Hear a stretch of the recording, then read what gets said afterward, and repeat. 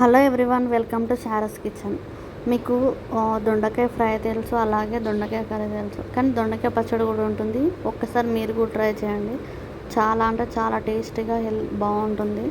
So ముందుగా రెసిపీలోకి వచ్చేస్తే ఒక ప్యాన్ పెట్టుకొని కొద్దిగా ఆయిల్ వేసుకొని ఒక 10 పచ్చిమిర్చి ఇలా మధ్యలో స్ప్లిట్ చేసుకొని కొద్దిగా పల్లీలు అలాగే జీలకర్ర కూడా వేసుకొని మంచిగా ఫ్రై చేసుకోవాలి. సో పచ్చిమిర్చి వచ్చేసి మీకు కారం తగినంత వేసుకోండి. సో నేనైతే డైరెక్ట్ వేసేసుకుంటున్నా. సో ఇలా మూత పెట్టుకొని ఒక 5 మినిట్స్ 10 మినిట్స్ ఇలా కుక్ చేస్తే మనకి పచ్చిమిర్చి అనేటివి మంచిగా ఫ్రై అయిపోతాయి. ఇప్పుడు ఇందులోకి ఒక 6-7 వెల్లుల్లి రవ్వలు కూడా వేసుకొని ఒక మిక్సింగ్ జార్లోకి తీసేసుకొని కొద్దిసేపు చల్లారనివ్వాలి. సో ఇప్పుడు ఇందులోకి టేస్ట్కి తగినంత కొద్దిగా గల్లుప్పు, అంటే మనకి సన్నుప్పు కాకుండా కొంచెం గల్లుప్పు వేసుకుంటే మనకు టేస్ట్ బాగుంటుంది. సో కొద్దిగా గల్లుప్పు కూడా వేసుకొని మూత పెట్టుకొని ఒక కొద్దిసేపు చల్లారనివ్వాలి.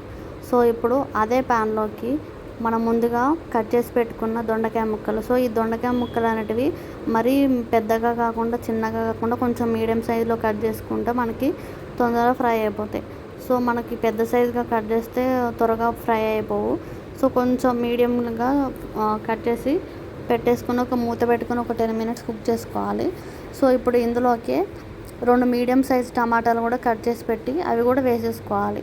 సో మళ్ళీ ఒకసారి కలుపుకొని మూత పెట్టి మళ్ళీ ఒక 5 to 10 మినిట్స్ వరకు కుక్ చేసుకోవాలి. సో ఈ విధంగా కుక్ చేసుకుంటే మనకి టమాటా అండ్ దొండకాయ అనేది మంచిగా మెత్తగా అయిపోతాయి. సో ఇప్పుడు కొంచెం చింతపండు అలాగే పసుపు కూడా వేసి మళ్ళీ ఒకసారి మిక్స్ చేసుకొని మూత పెట్టుకోవాలి.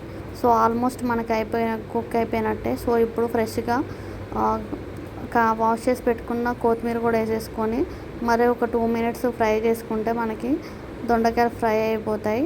సో ఇప్పుడు ఇవన్నీ కలిపి మనం ముందుగా మిక్సింగ్కి పెట్టుకున్నాం కదా పచ్చిమిర్చి అవన్నీ, సో అది కూడా మిక్సింగ్ చేసుకొని అందులోకి దొండకాయ ముక్కలు ఇవన్నీ వేసి మళ్ళీ ఒకసారి కొంచెం చల్లార్చి మిక్సీ ఎప్పుడైనా కొంచెం వేడిగా ఉన్నప్పుడు మిక్సీ పడితే మనకి మంచిగా మిక్సీ కాదు. సో కొద్దిసేపు చల్లార్చి మిక్సింగ్ పట్టుకోవాలి. సో మనకి అంతే అండి, దొండకాయ పచ్చడి రెడీ. సో ఇప్పుడు ఇందులోకి మనం పోపు వేసుకుందాం. అదే ప్యాన్లోకి కొద్దిగా ఆయిల్ వేసుకొని ఎండుమిర్చి అలాగే జీలకర్ర ఆవాలు అలాగే శనగపప్పు కూడా వేసుకొని కొద్దిగా కరివేపాకు కూడా వేసుకుంటే మనకి పోపు రెడీ అయిపోయినట్టే. సో ఇప్పుడు దొండకాయ పచ్చడిలోకి పోపు అంతా వేసేస్తే మనకి దొండకాయ పచ్చడి రెడీ. సో ఇంతే అండి, సింపుల్ అండ్ టేస్టీ దొండకాయ పచ్చడి రెడీ.